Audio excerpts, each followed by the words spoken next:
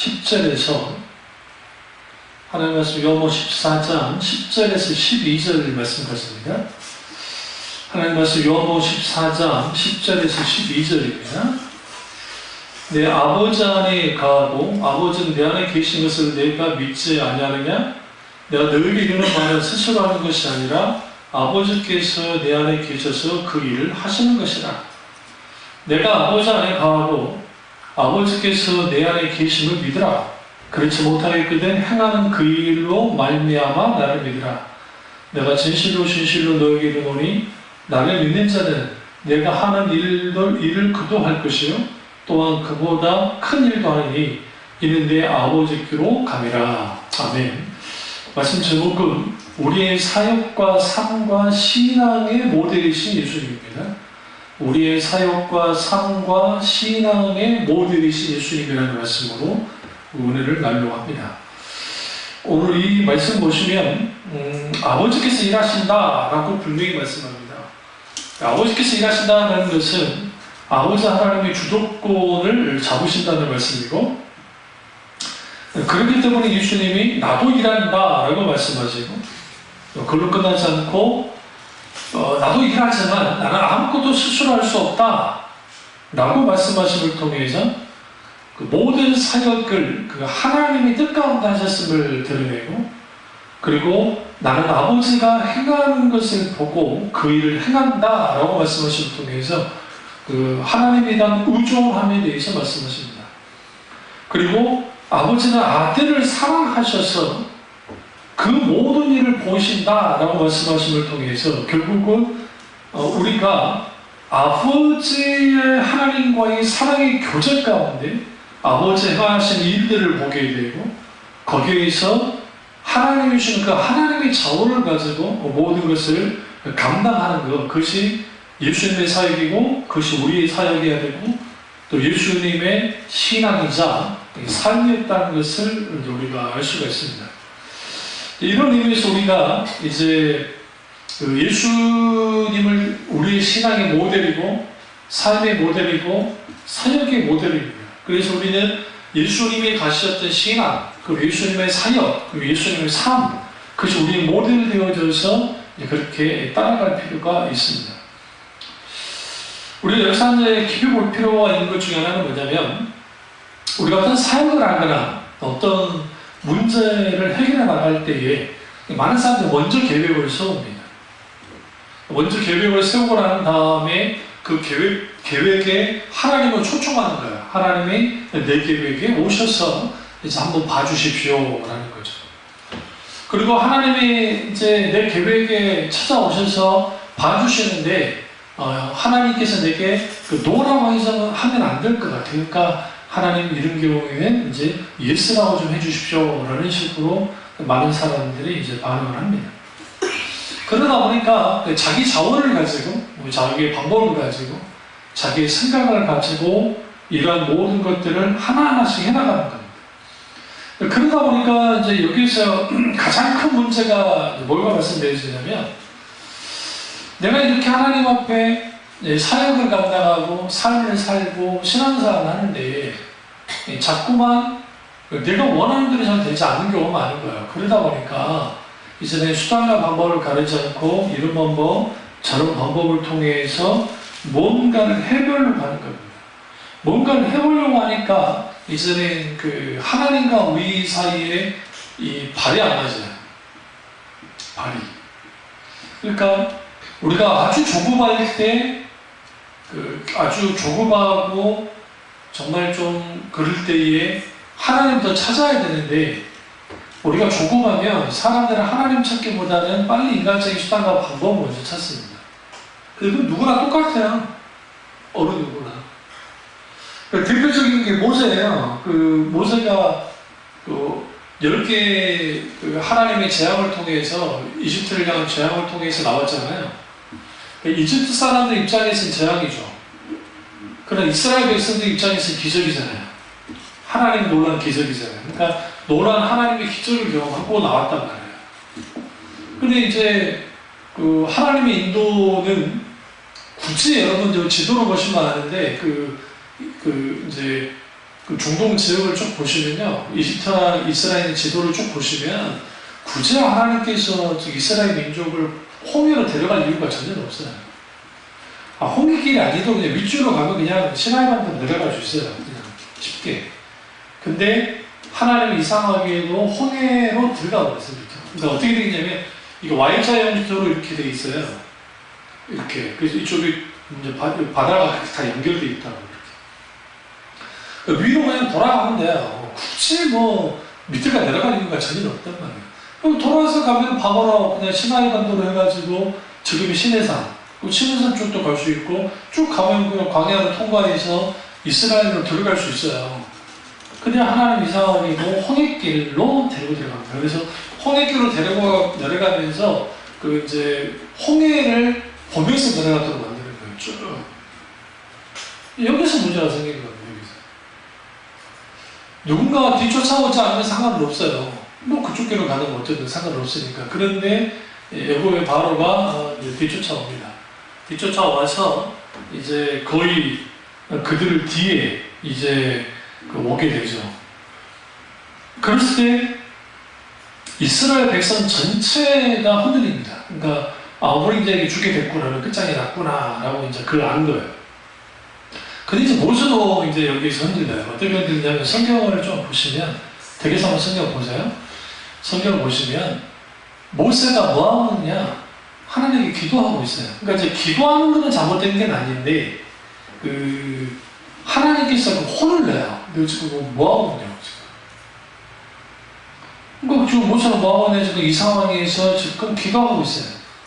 근데 이제 여기서 이 기도의 성격이 우리가 생각하듯이 하나님의 우중과 뜻을 바라고 어떻게 하나님 해주시기 원한다 그런 식의 기도라기보다는 빨리 현실의 문제를 빨리 타개하고 싶어하는 기도를 하고 있었단 말이에요. 그런데 이미 하나님은 움직이고 계셨어요.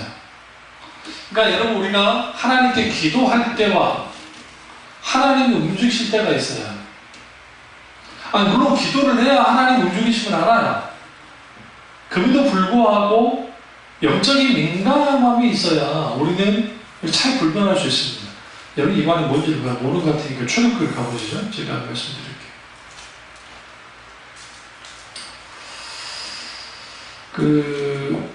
출애굽기를 가보시면 이제 홍해를 건너기 전에 이제 사건이 나옵니다. 13장 쭉 가세요. 쭉 보시면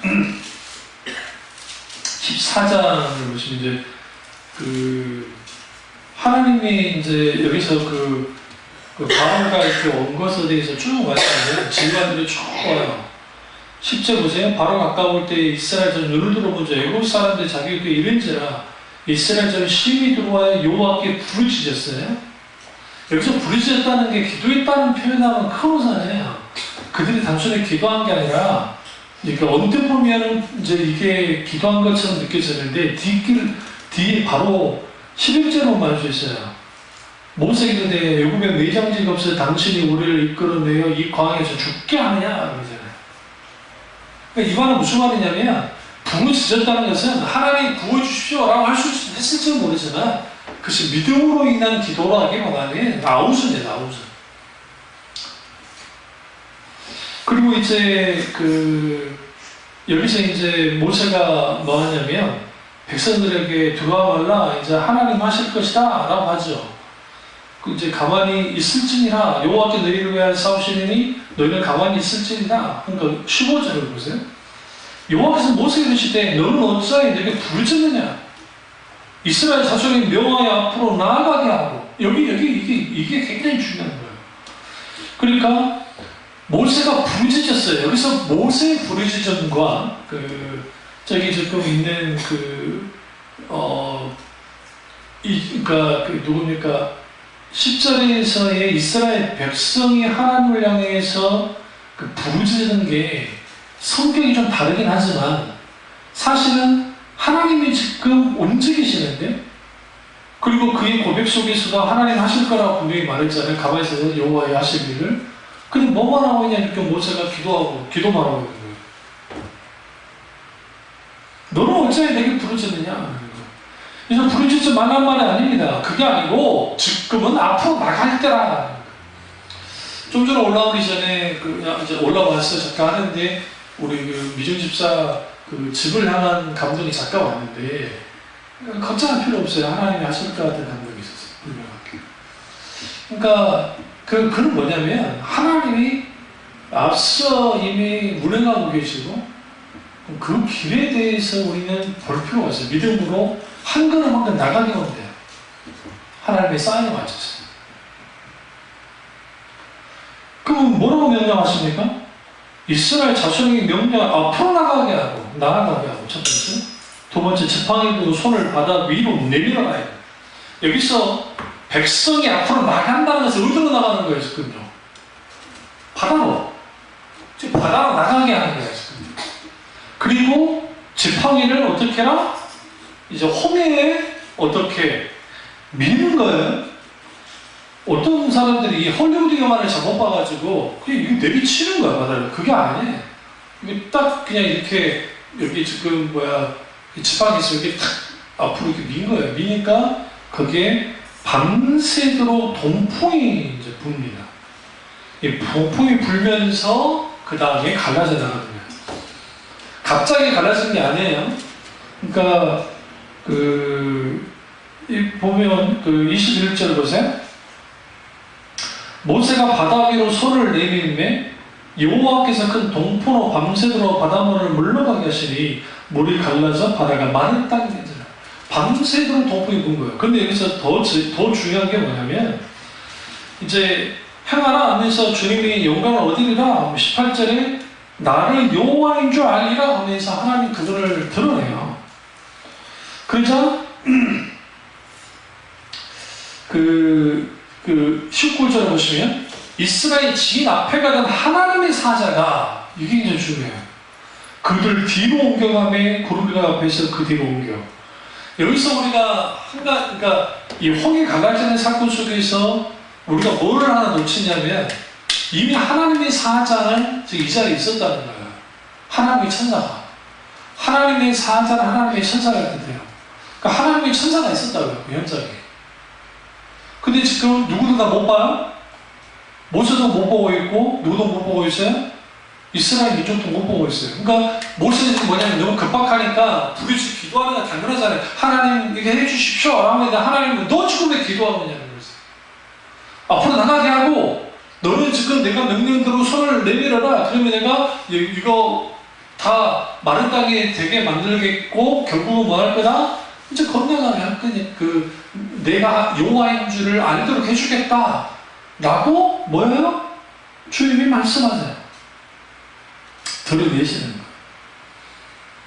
그것이 실제로 이루어지게 하도록 여호와의 천사가 앞에 있다가 뒤로 물러나면서 누구를 막냐면 우리가 잘 아는 이집트 군대를 막습니다. 그래서 이집트 군대와 이스라엘 사이에 방벽을 세우는 거예요. 어떤 방벽을? 불의 방벽을. 구름기둥과 불기둥이 어떻게 해요? 뒤로 물러나요. 근데 여기서 재미있는 표현이 구름과 흑암이 있고 이쪽에는 밤에 말고는 밤새도 저쪽이 좀 가까이 못했다라고 합니다. 그러니까 여기서 불기둥과 구름기둥이 누구를 막고 있었느냐? 이집트 군대를 막고 있었고 하나님이 하신 일들이 계속 일어나고 있었던 거예요. 근데 여기서 이제 중요한 게 뭐냐면 하나님도 꼭 이렇게 할 필요는 없었을 거라는 거예요. 왜 어떤 면에서는? 왜 하루가 필요했을까요? 여러분 좀 생각해 보셨어요? 왜 밤새도록 동풍이 불었어야 될까요?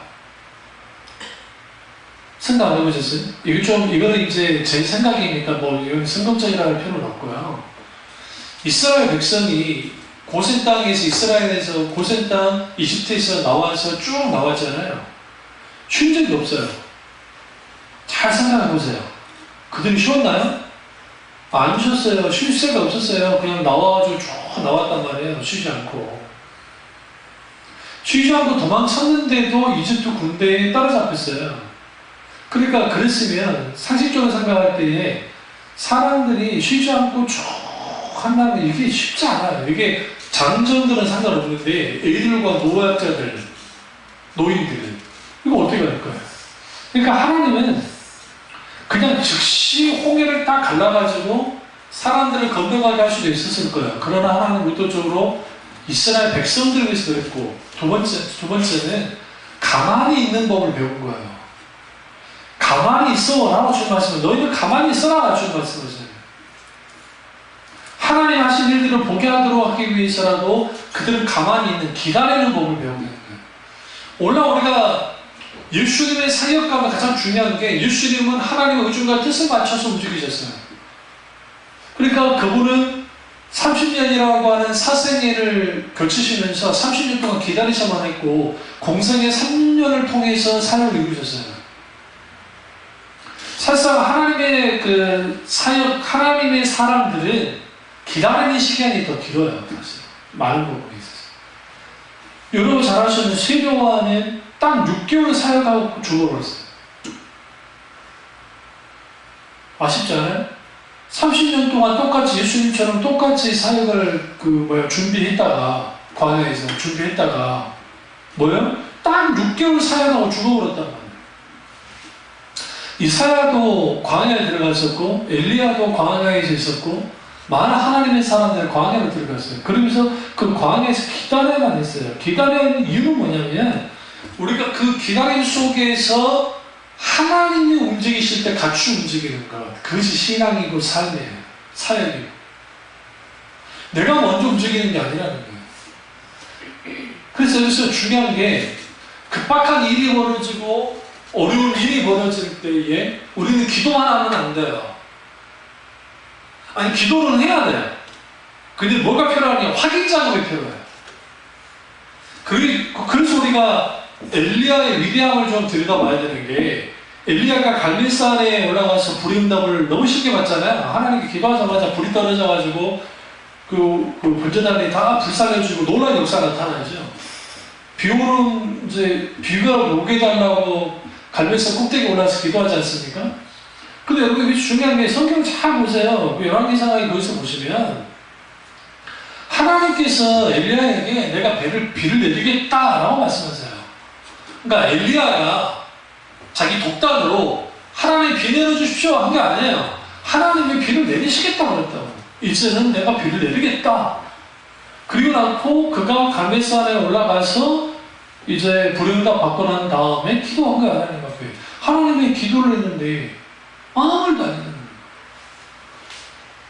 기도를 했어도 이때 뭐가 필요했다고요? 확인자가 필요하다. 하나님의 사인, 하나님의 움직이심에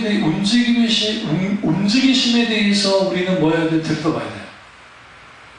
그러니까 모세는 부르짖어 기도할 때가 아니라, 그 시점은 하나님의 행하심, 운행하심을 볼 때였어요. 여기에서 우리가 언제 사역을 하고, 어떻게 신앙생활을 하고, 어떻게 삶을 살지를 예수를 통해 알려주세요. 그래서 예수님의 사역을 주로 갈릴리나 이제 그 북쪽 지역에서 주로 활동을 많이 하셨지만, 그럼에도 불구하고 주님은 의도적으로 어디든 이제 이스라엘을 들어오는데, 대표적인 게 수전제예요, 수전제. 그 수전절 절기를 맞아서 이제 다 예루살렘을 가려고 하니까 예수님이 안 가겠다고 합니다. 다 그런 줄 알았어요. 아, 예수님 안 가시려는가 보다 라고 하는데, 예수님은 아무도 모르게 가셔버려요. 여기서 우리가 뭘 알 수 있냐면, 그러니까 예수님이 일부러 사람들을 속였다기보다는 하나님의 의중과 뜻, 그러니까 하나님의 타이밍, 하나님의 때에 맞춰서 움직이셨어요. 그러니까 단 한 번도 예수님은 하나님과 앞선 적이 없다고. 삶도 마찬가지예요. 하나님과 동행하는 삶을 사셨고, 신앙은 마찬가지예요. 하나님과 친밀한 교제 속에서 모든 것이 같이 흘러갔다는 거예요. 그러니까 우리 신앙도 마찬가지예요. 하나님과의 관계 속에서 친밀한 교제, 그리고 우리는 어떤 상황 속에서도 하나님과 앞서지 않으려고 해야 돼요. 근데 앞서지 않으려고 해야 되지만, 그럼에도 불구하고 우리는 순간순간 하나님이 어떻게 역사하고 계시고 어떻게 움직이시는지에 대해서 분별을 해야 된단 말이에요. 봐야 된다는 거예요. 근데 이게 어려워요. 왜 어렵냐? 내 뜻과 내 생각을 가지면 그렇게 돼 있어. 그 내려져요. 그러니까 우리가 기다리면서 하나님의 역사하심을 기다리면서 철저하게 자기의 옛자를 깨뜨리고 자기가 세웠던 모든 것을 깨뜨리는 시간을 가지면 귀한데 그게 안 되는 거예요. 이스라엘 백성들은 여기 지금 자기들의 의지와 상관없이 꽉 막혔어요. 뒤에는 누구? 이집트, 앞에는 홍해가 가로막고 있었으니까 이렇게도 못하고 저렇게도 못하는 상황이 있었단 말이에요. 거기서 뭐 했겠어요? 가만히 있었어요. 왜? 모세가 가만히 있어라 했고 하나님도 가만히 있어라 했잖아요. 그럼 가만히 있었단 말이에요. 가만히 있었는데 하나님은 이미 뭐 했다? 여호와의 사자를 통해 이미 일하고 계셨고 그리고 여기서 적극적으로 하나님이 일하십니다. 그리고 밤새도록 바다으로 물러가게 하십니다. 21절 물이 갈라져 바다가 마른 땅이 된지라. 여기까지는 우리가 좀 이해가 돼요. 근데 여기서 이제 더 큰 일이 벌어진 게 뭐냐면 물은 그들의 좌우에 벽이 됐다. 그 벽이 되게 하는 그 이러한 놀라운 역사는 이게 감당이 안 되는 정도잖아요. 그러니까 하나님 하시는 거예요. 이 일들. 그러면 천지 만물을 창조하신 하나님이 능력이 없어가지고 밤새서 동풍을 불었을까요? 절대 그렇지 않답니다. 여러분 성경 읽으시다가 동풍하면 무조건 하나님의 바람 생각하는데요. 하나님의 바람이라는 의미가 강해요. 왜냐하면 이스라엘 사람들은 동풍이 불면 후에 우기철에 대해서 비가 내려요. 그래서 동풍이 불면 이제 비가 오겠구나 하면서 이스라엘 사람들 어떤 의식을 가졌냐면 하나님의 바람이 불었구나 하는 거예요. 여러분 요나가 그 덩쿨 있다가 갑자기 하나님이 동풍을 뜨거운 동풍을 확 불어버려요. 말라 죽죠. 그때 그 동풍할 때 동풍도 하나님의 바람. 그러면 이제 왜 하나님은 밤새도록 그렇게 하셨을까? 하나님은 그것을 통해서 현장 학습을 시키는 거예요. 봐. 나를 떠나서는 내가 존재할 수 없고 너희는 나만 의지해야 되고 나와 발맞춰 가기만 하면 되는 거야. 그리고 저기 있는 이집트 군대 겁먹잖아. 내가 나갔잖아. 결국은 저들은 뭐 할 거나? 다 몰살 시킬 거야. 근데 걱정하지 마. 그리고 그들이 이제 건너옵니다.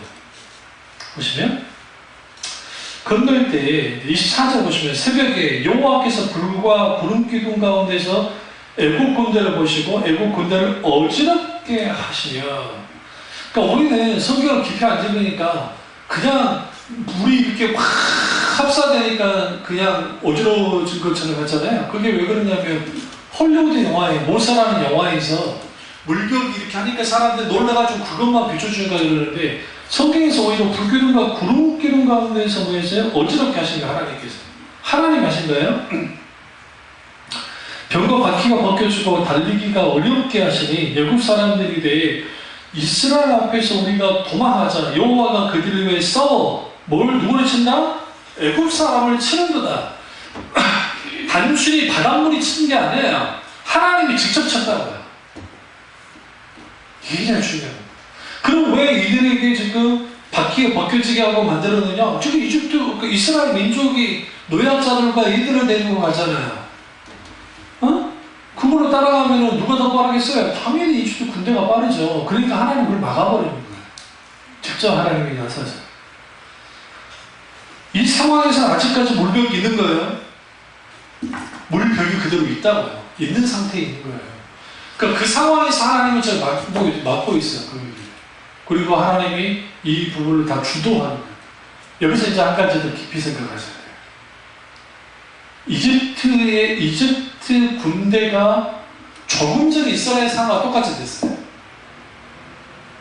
어떻게 똑같이 됐냐면 그들은 앞으로 전진도 못해요. 하나님 때문에. 그렇다 뒤로 도망치지도 못해요. 왜? 이제 골수 물이 쏟아져 들어갔으니까. 그러니까 사지에 들어갔다 그러잖아요. 그러니까 이스라엘 백성이 사지에 있다가 하나님의 도우심으로 홍해를 건너서 안짜는 많은 땅에 올라갑니다. 그러니까 우리 그 26절 보세요. 여호와께서 모세에게 이르시되 내 손을 바다 위로 내밀어 물이 애굽 사람들과 그들의 병과 마병 위에 다시 흐르게 하라 하시니, 여기서 중요한 게 이스라엘 백성이 다 건넜다고 해서 모세의 독단으로 해서 되는 게 아니라는 거예요.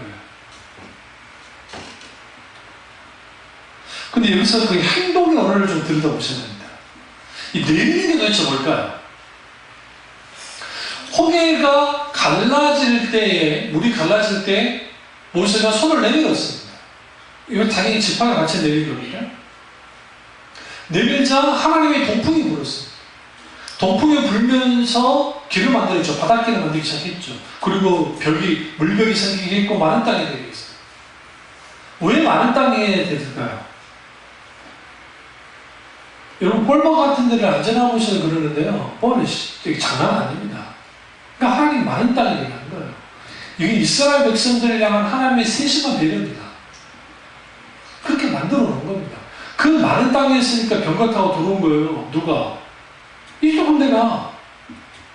하나님은 그것까지 다 계산하고 있어요. 그러니까 우리가 어떤 사역을 하거나 삶을 살아갈 때 우리 이런 계산 저런 계산을 하는데 하나님의 계산을 따라갈 수가 없어요.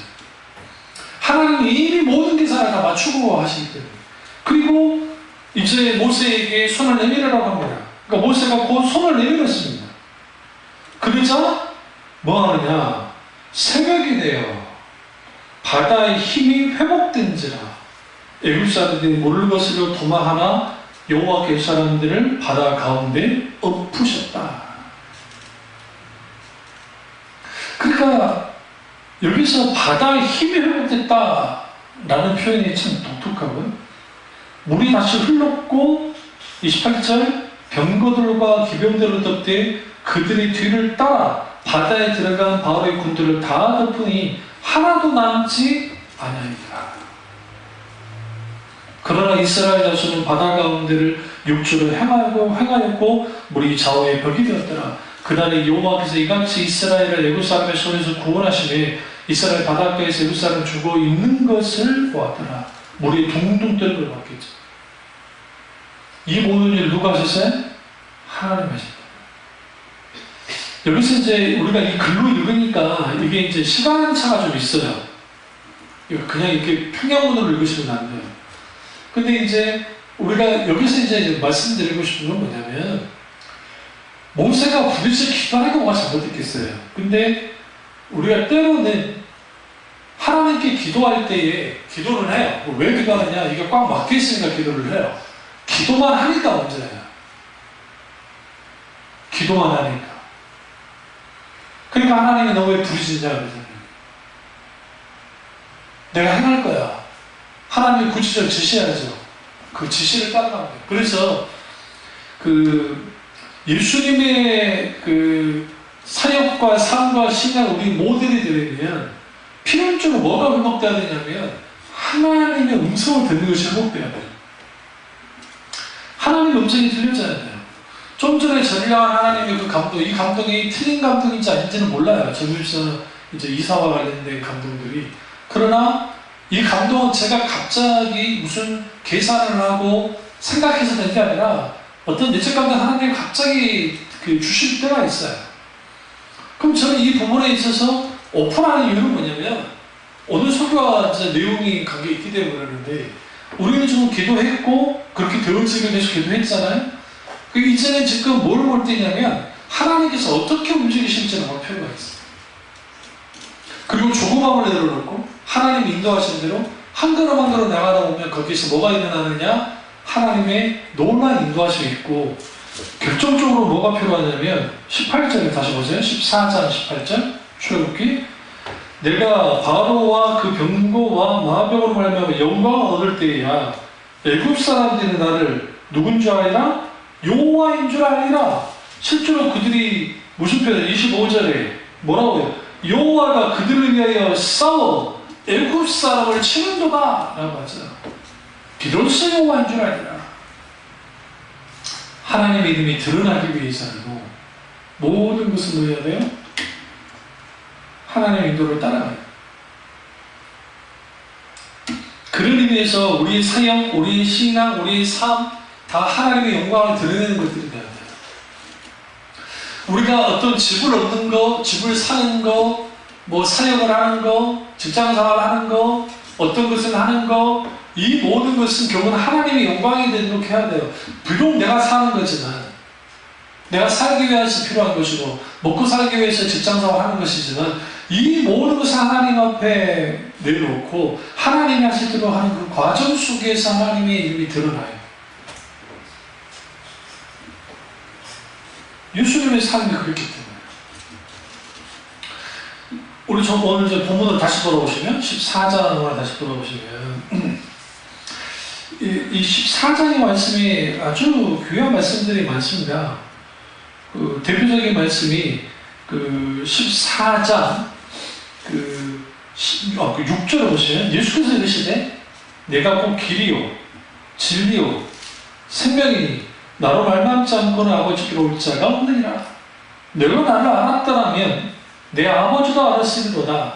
이제부터는 너희가 그를 알았고 또 보았느니라. 우리가 우리의 신앙이 풍요로워지려면 하나님을 봐야 돼요. 그리고 이 보았다는 표현이 왜 이게 굉장히 중요한 표현이냐면요, 모든 인간은 하나님을 볼 수가 없어요. 왜? 하나님이 영이시기 때문에. 영이시기 때문에 하나님을 볼 수가 없어요. 근데 예수님이 봤다는 표현 속에는 뭘 의미하냐면 증인되는 거야. 증인. 이거 조금 더 풀이하면 목격자라는 거야. 하나님을 목격하는 거야. 하나님을 하나님을 보는 증인이 되는 거야. 그러니까 나를 믿었으면 이제는 뭐다? 아버지가 볼 거라는 거예요. 보았느니라. 이미 봤다는 거예요. 그러니까 이제 빌립이 엉뚱한 말이죠. 8절 보세요. 빌립이 주여 아버지를 우리에게 보여주옵소서 그러면 족하겠나이다. 이게 오늘날 교인들과 빌립과 똑같은 반응을 하는 거예요. 눈을 보여주십시오 라고 그런 거예요. 그러니까 예수님이 9절을 보세요. 예수께서 이르시되 빌립아 내가 이렇게 오래 너희와 함께 있으되 내가 나를 알지 못하느냐. 나를 본 자는 아버지를 보았거늘 어찌하여 아버지를 보이라 하느냐. 10절 말씀 굉장히 중요한 말씀입니다. 오늘 읽었던 말씀과 연관이 있습니다. 내가 아버지 안에 거하고 아버지는 내 안에 계신 것을 내가 믿지 아니하느냐. 내가 너희에게 이르는 말은 스스로 하는 것이 아니라 아버지께서 내 안에 계셔서 그 일을 하시는 것이다. 여기서 빌립에게 주님 뭐라고 합니까? 나를 본 자가 아버지를 봤다라고 지금 말씀입니다. 여기서 우리가 분명히 알 것은 인격체신 예수 그리스도를 십자가에서 만나야 그 만났을 때 비로소 하나님을 보고 하나님을 알게 돼요. 믿게 되고. 그러니까 예수님을 경험하지 못하면 예수님을 알지 않고서는 절대로 하나님을 알 수가 없어요. 그러니까 뭐 이슬람이든 유대교든 상관없이 그들은 하나님을 알 수가 없어요. 왜 알 수가 없느냐? 예수님을 통하지 않고서는 하나님을 볼 수도 만질 수도 알 수도 없기 때문에, 하나님의 임재를 경험할 수도 없기 때문입니다. 절대로. 그 엉뚱한 사람들이 있다고. 어떤 엉뚱한 사람이냐면 유대인들은 구원받습니까? 라는 그 엉뚱한 말을 하는 사람들이죠. 교회 다니는 사람들이죠. 성경 공부를 하다 보면. 왜? 그들 다 하나님을 믿으니까. 이런 사람들은요, 어떤 사람들이냐면 신약에서 예수 그리스도의 십자가의 구속이 뭔지조차 모르는 사람들이에요. 응? 북이스라엘 사람들이 바알도 믿고, 그러니까 바알과 아세라를 믿다가 그 바알 자리에 하나님 여호와를 딱 집어넣어버려요. 바알을 퇴출시키고, 물론 또 바알을 믿는 사람도 많았지만, 그러면서 아세라의 남편신 여호와라고 하면서 이것을 그들이 BC 722년에 멸망하기까지 그것을 가지고 나왔어요.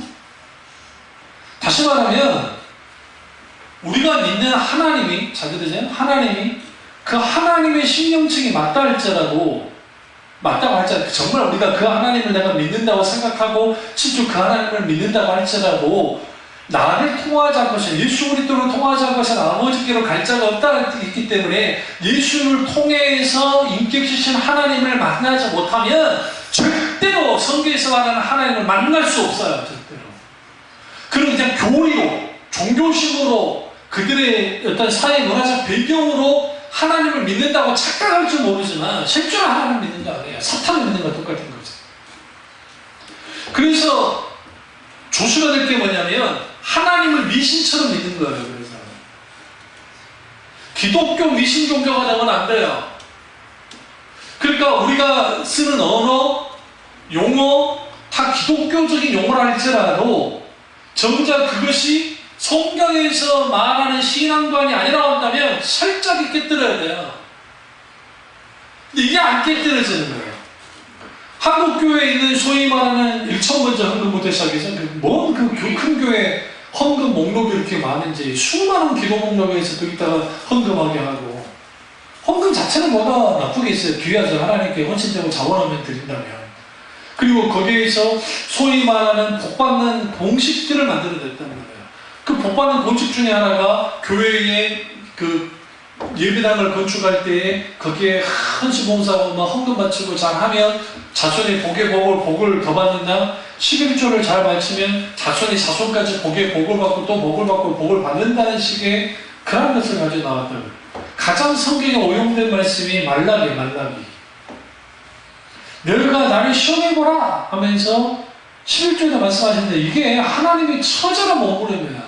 신앙의 본질로 돌아오라는 하나님의 몸부림이라고요. 거기서는 하나님이 강조하시니 단순히 11조를 강조하는 게 아니에요. 그게 아니라 이스라엘 역사상 11조와 헌물이 무너진 시대가 없어요. 성경 보세요. 그 악한 여로보암 왕 시대에도 여기서 11조가 있었고 헌물을 하나님이 드렸다고요. 물론 그들이 말하는 그리심산에서 했지만, 거기다가 금송아지 만들어 놓고 요하라고 했지만, 그래도 그들은 뭐까지 냈어요? 소위 말하는 11조 헌물은 드렸다고요. 그 악한 왕이 있을 때. 여로보암 있을 때도 말할 것도 없고, 하나님이 거의 무너졌다고 하는 아합 시대에 여호와의 제사장을 때려 죽였을 때에도, 그러나 그들을 핍박과 박해의 눈을 피해서 하나님께 헌신했던 사람들이 있었단 말이에요. 그런데 이제는 북이스라엘 멸망하고 남유다는 멸망하고, 그 다음에 다시 이제 고레스 칙령에 의해서 저희 수르바벨 성전이 회복이 됐는데, 이후에 세월이 조금 지나가면서 느헤미야가 지나가고 에스라나 학계나 이 사람들이 다 이제 역사의 뒤안골로 시간이 지났으니까 간 다음에 말라기 마지막 선지자였던 말라기 선지자가 활동할 시대에 이제는 뭐가 무너졌어요? 11조와 헌물이 무너졌단 말이에요. 11조와 헌물이 무너졌다는 것은 그 뭘 의미하냐면 이스라엘의 모든 기본적 신앙이 다 무너지는 거예요.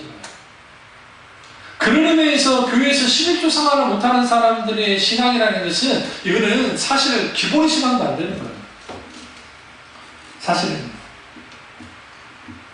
왜? 이런 사람도 있어요. 그 소위 말하는 그 기도 연패인가 무슨 그 성경 공부하는 금등 같은 거 있는데, 뭐 11조는 율법에서 한 번이나요? 그래서 11조는 이거는 율법의 잔적이기 때문에 11조는 없어졌다. 예수님이 없었다. 그런데 묻고 싶은 게, 예수님이 공생에 사역하다가 11조 문제를 들고 나왔어요. 응? 그래서 그 의와 인과 신을 누가 버렸다 했어요? 바리새인들이 버렸다 했죠. 박하와 근처와 막 자주거리까지 11조를 했는데 너는 의와 인과 신을 버렸다 하면서 주님이 뭐라 말씀하냐면, 이것도 하고 저것도 해야 되리라 하시는 말씀하셨어요. 주님의 말씀 속에서 11조를 폐했단 말이 없어요. 그럼 그래요. 그럼 좋아요. 그들 말대로 한다 할지라도 서신성에 사도 바울이 헌금에 대한 설교가 생각보다 많이 나와요. 고린도서도 많이 나오는데, 거기에서 힘을 다해서 해라고 해요. 힘을 다해. 너희가 하나님과의 자원하면 힘을 다해서 해라. 그리고 미리 준비해놓고 헌금을 해라. 그리고 거기에 더 앞서서 그 하나님을 향해서 뭐예요? 자원함으로 정말 힘써 헌금하라는 거죠. 오히려 11조보다 더 하라고 강조를 해요. 쭉 읽어보시면 이 부분을 그 목사님 이름을 까먹었는데, 외국 목사님이신데, 그 목사님이 잘 설명하셨는데, 그 어떤 교인 하나가 11조 문제를 가져가서 신법 율법의 산물 아닙니까? 라고 하니까 그 목사님 그래요. 그래 아마 그 당신 말대로 11조가 율법의 산물을 칩시다. 그러면 성경은 어떻게 말합니까? 하면서 그 금전서에 있는 말씀을 쭉 하면서 이제 자원함으로 힘써 애써드리라는 표현을 써요. 그 그리고 이제 빌립보 교회에 그 헌금했던 상황들, 여러 상황들을 쭉 말하면서 오히려 우리가 드리고 있는 11조가 더 하는 게 하나님의 뜻이다. 그리고 그분이 그랬어요. 내가 헌금을 강조하는 것이 아니고, 왜 11조 문제가 사람들에게 나왔을까? 그것이 11조가 율법이기 때문에 그런 것이 그렇지 않다는 거야. 돈 드는 게 아깝기 때문에 그런 거 아니냐. 당신이 만약에 하나님께 순전하고 온전한 헌금 생활을 한다고 한다면 그런 걸 할 수 없을 것이다. 아무 말도 못하고 실제로 그래요. 실제로. 제가 아는 그 1년 선배, 그 대학원 선배가 하나 있는데, 그 양반이 그 당시 그 돈도 없는데, 교회를, 그 당시 막 교회가 막 이제 우후죽순처럼 막 건물을 지을 때, 한 10몇 년 전이네. 그래서 가진 돈이 뭐, 그때 당시 그 교회 건물값이 2억 5천인가 정도 됐는데, 가진 돈이 뭐 2천인가 3천밖에 없었거든요. 그 2천, 그것도 좀 지방이에요. 그 수도권에서 좀 지방에 있는. 근데 교회가 그렇게까지 크진 않은데, 그 양반이 주장하는 게 11조는 그 율법이라고 11조 내지 말라고 했다는 거죠. 그 교회들이 참 다 좋아했어요. 그런데 이제 후에 이 교회가 깨져버렸는데, 그게 뭐냐면, 이 목사가 교인들한테 홀려가지고 집 담보로 해가지고 교회 그 빚을 이제 갚았단 말이에요. 근데 이제 교육수는 적고 은행 이자는 계속 나가고 하니까 이게 이제 고소 고발이 들어온 거예요. 교인들한테. 교회를 깨지고. 아주 말끔하게 생겼어요. 그럴싸하게 아주 막 그 말을 할 때, 설교할 때도 막 굉장히 뭡니까 그름한 척을 해요. 솔직히. 전 본의 아니가 거기를 찾아가서 이제 그 상황을 다 봤었는데 결국은 그렇게 끝나는 거예요. 그럼 왜 그런 일들이 벌어지냐면 그 잘못된 신앙관을 갖고 있어요. 그 성경에 쭉 보시면 그 11조는 율법의 산물이 아니에요. 율법 이전에 아브라함을 통해서 나타났었고 야곱도 그렇고 그리고 멜기세덱의 반차술이 드러나잖아요.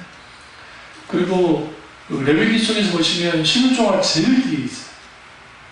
그 의도적으로 그렇다 둔 거예요. 왜? 신앙의 가장 마지막 모습이다. 광주 우리가 시험 들었고 그 오랫동안 그 뭡니까 그 과거를 살면서 두 아들을 키우려고 하니까 돈벌이가 얼마나 뭐 대단했겠어요. 시험치 않았죠. 그러니까 가장 먼저 하는 게 11조부터 안 했답니다. 그러니까 내가 그랬죠. 11조 해라 그랬어요. 내가 용돈 안 줘도 좋으니까 11조 해라. 안 해요. 그러면서 10년 년에 소위 말하는 교육 안 다니고 정말 말도 안 되는 그런 그 삶을 살았단 말이에요. 그다 막 살았다는 게 아니라 먹고 사는 삶을 살았단 말이에요. 결국 남은 거 하나도 없었어요. 무슨 줄 아세요? 남은 거 하나도 없어요. 오히려 아들들은 11조하고 하나님께 헌금하고 하면서 하나님 그거를 섬겨 나가는데 그러니까 그걸 통해서 우리는 뭘 알 수 있냐면 그 신앙에 내 기분에 따라서 하는 것도 아니고 내가 원하는 걸 따라하는 것도 아니에요. 예수님이 십자가 전 그렇게 좋았겠어요? 내 뜻대로 마시고 아버지 뜻대로 해나가 하잖아요. 그게 신앙의 길이에요. 그게 신앙의 방향성이고 그게 사역이에요. 내가 들으라고 내가 살아나는 게 사역이 아니라 내가 이제는 가면 갈수록 뒤로 물러나면서 하나님만이 높아지는 것 그것이 사역이에요. 그러면서 세상적인 말로 세상적인 성공을 이루는 목사님들이 아주 위험한 거예요. 그런 의미에서 그분들이 드러나버리기 때문에 거기에서 수많은 함정에 빠져버립니다. 근데 예수님은 그러지 않으셨어요. 여러분 예수님을 따랐던 사람들 수만 명입니다. 응? 예수님 말 한마디면 나라를 이렇게 바꿀 수도 있었을 겁니다. 근데 그렇게 하지 않으셨어요. 오병의 기적을 일으켰을 때 그들이 왕 사무를 할 때 주님 피하셔 버렸어요.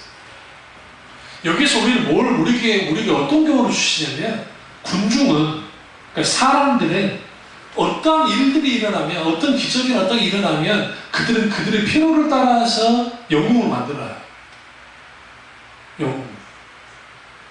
요즘으로 말하면 스타를 만든다고. 스타를 만들어내서 스타 목사, 스타 강사, 스타 국회의원, 스타 대통령, 스타 누구누구. 그러니까 그런 사람들을 만들어 놓고 그럴싸하게 포장을 해서 이렇게 합니다. 근데 문제는 뭐냐면 결국 그들도 하나님 앞에 보잘것없는 인간에 불과하단 말이에요. 사도 바울의 위대함은 어디 있냐면 그가 어마어마한 사역을 감당해서 불구하고 내가 하나님께 버림받을까 두려워했던 사람이에요. 여러분 그의 위대함이 거기에 있어요. 날마다 자신을 쳐서 복종시키고 교만하지 않으려고 몸부림쳤고 그리고 그는 뭐였냐 정말 하나님 앞에 두렵고 떨리는 그 겸허한 마음을 가지고 있었어요. 그게 누구로부터 배웠어요? 예수님이요. 신약에서 예수님을 가장 크게 닮은 사람이 사도 바울이고 구약에서 예수님을 가장 크게 닮은 사람이 요셉이라 그래요. 많은 학자들이.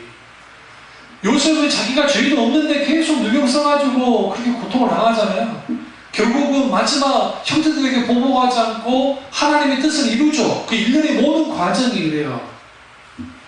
그 과정이. 그래서 요셉을 예수님을 가장 구약에서 예수님을 닮았다는 표현을 쓰고 신약에서는 사도 바울인데 사도 바울이 그 모진 핍박을 받고 죽을 위기를 겪고 하면서 그 사역을 감당할 때 무엇 때문에 감당했을까요? 어떻게 감당했을까요? 저라면 감당 못할 것 같아요. 너무 힘들고 어려웠어요. 근데 그가 감당할 수 있던 것은 모든 것이 예수님이 계셨기 때문이에요. 그런 공생의 기간 속에서 예수님이 말씀을 선포하시고 하는 자리에 한 번도 가본 사람이 아니에요. 그럴 수밖에 없는 게 그 사람의 집에 길리기가 다소이기 때문에 소아시아 사람이기 때문에. 물론 명절 때마다 왔을 겁니다. 예수님이 예루살렘에 간 것은 총 성경 어떻게 보면 3번인데 성경학자들 쭉 보면 4번 정도 될 거라 보는데 그 공생에 예수님의 사역 속에서 그 예수님의 그 예루살렘과 관계 그렇게 보는데 그때 예수님은 마주치지 않았다고요. 소문으로 예수님 들었어요. 멀리서 예수님이 지나가는 걸 봤을지 진짜 모르지만 실제로 가르침 받은 적은 없어요. 그럼에도 불구하고 그가 다메섹에서 예수님을 만나고 난 다음에 이 교신이 하나님과의 그 예수님과 친밀한 교제 속에서 살았잖아요. 그 속에서 예수님을 직접 눈으로 보고 실제로 배움을 받았던 예수님의 직계 제자들보다 더 깊이 예수님을 이해하고 있어요. 그리고 그 복음서 보시면 예수님 말씀했던 복음서의 내용이 사도 바울이 썼던 13개의 서신 속에 충분히 담겨있어요. 대표적인 로마서. 로마서 안에 예수님의 십자가의 복음이 하나님 나라 복음이 깊이 담겨있어요. 어마어마할 정도로. 그걸 통해서 우리는 뭘 알 수 있냐면 우리의 신앙의 성패는 결국은 예수님이 나의 모델이 되시고 신앙과 삶과 사역의 모델이 되셔야 되고 그렇다고 하면 예수님은 스스로 아무것도 하지 않았고 그리고 그분은 하나님을 알았고 나도 예수님도 하나님을 알았다 했잖아요. 우리도 똑같이 하나님을 알아야 돼요. 예수님을 알아야 돼요. 예수님을 보고 하나님을 믿어야죠. 그리고 결정적인 게 뭐냐면 10절에 아버지께서 인자함에게 있어서 그 일을 하시는 것이다. 사역은 하나님이 하시는 거예요. 내가 하는 거 아니에요. 다시 말하면 하나님이 하시도록 해야 돼요. 이게 쉽지가 않아요. 어떤 일을 나의 삶을 살 때 나 혼자 사는 것이 아니라 하나님과 함께 살아야 돼요. 이게 안 되니까 우리는 불안불안한 거예요. 실제로. 왜 불안불안해요? 상황이 너무 참 조그만 좀 이상한 소식만 들어도 마음이 이렇게 무너져요. 근데 조금 좋은 말 들으면 마음이 이렇게 일어나요. 아, 또 괜찮은 것 같아. 이게 인간이에요. 저나 여러분이랑 다 똑같아요. 누구든지. 근데 뭐가 다르냐면 하나님께서 살아계시고 그 살아계신 하나님이 이제는 뭐합니까? 나보다 앞서서 일하고 계신 겁니다. 내 눈에는 안 보일 뿐이지. 내 눈에는 안 보일 뿐이지. 우리 이걸 모르고 살아요. 하나님이 팔짱 딱 끼고 아이고 그래 이제 어떻게 하는가 보자 그냥 가만 보고 계신다고 생각하지? 하나님은 그런 분이 아니에요. 뭐냐면 하나님은 앞서 행하시는 하나님이기 때문에 그 앞서 행하시는 하나님이 그분의 일들을 이루죠. 왜? 그분이 하나님 대신 들은 이야기입니다. 그러니까 하나님은 그걸 알고 그걸 원하는 거예요. 하나님의 자녀가 한 사람이 인생을 살아가면서 그 인생 전체 속에서 신앙과 사역과 삶을 살면서 하나님과 함께하고 하나님을 자주 접촉하고 하나님의 놀라운 역사 가운데 살아가기를 원하는데 자꾸만 우리는 혼자 살려고 해요. 내 멋대로 살려고 내 마음대로 살아가려고 해요. 그러니까 이런 거 저런 거 이런 생각 저런 생각 하면서 살아가는 거야. 그리고 교회 가서 주일날 예배 한번 들어주면 하나님께 다 해주고 다 한 것처럼 그렇게 착각하면서 신앙 사는 사람들이 너무 많다는 거죠. 고린도전서 1장 3절을 보면 내가 너희 가운데 거할 때에 약함에 두려움에 심히 떨어노라. 고린도 교인들이 너무 말이 많았거든요. 그 어마어마한 사도 바울이 엄청난 부담감을 가졌어요. 사역에 대한. 그런데 여러분 그 사역에 대한 부담감을 가졌는데 그가 어떻게 이 모든 걸 감당할 수 있느냐? 그는 자신의 지혜로 하지 않았고 말에 어떤 그 술수로 한 게 아니라 성령에 나타난다는 능력으로 사역을 했어요. 그걸 고린도서 말하잖아요. 똑같아요. 예수님도 그렇게 하셨어요. 여기서 또 하나 배우셔야 할 게 뭐냐면 저와 여러분이 똑같이 배울 게 뭐냐면 하나님에 대한 의존함이에요. 여기서 하나님 의존한다는 것은 단순히 하나님께 매달린다는 차원만을 말하는 것이 아니라 하나님보다 앞서지 않기를 결단할 때 의존할 수 있어요. 하나님보다 앞서버리잖아요? 우리는 절대로 하나님 의존하지 않아요.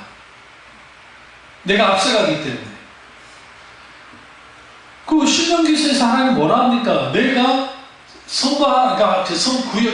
그러니까 하나님, 삼위일체 하나님이 이스라엘 백성보다 앞서가셨다 했다고요.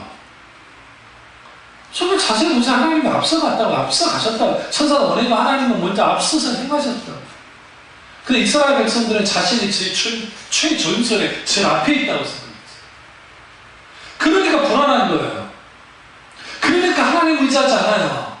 환경 의지하고 상황 변화에 의지하고 사람 의지하고 이렇게 의지하다 보니까 되는 게 하나도 없어.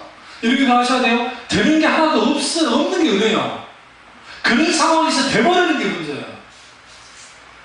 그런 경우가 누구예요? 요나가 하나님보다 앞섰죠. 일이 자기가 원하는 대로 성취가 됐어요. 다시스로 가는 배를 만나버렸단 말이에요. 다시스로 가는 배를 만나버리니 무슨 일이 벌어집니까? 탈락을 만난 거죠. 하나님을 가만두지 않으니까.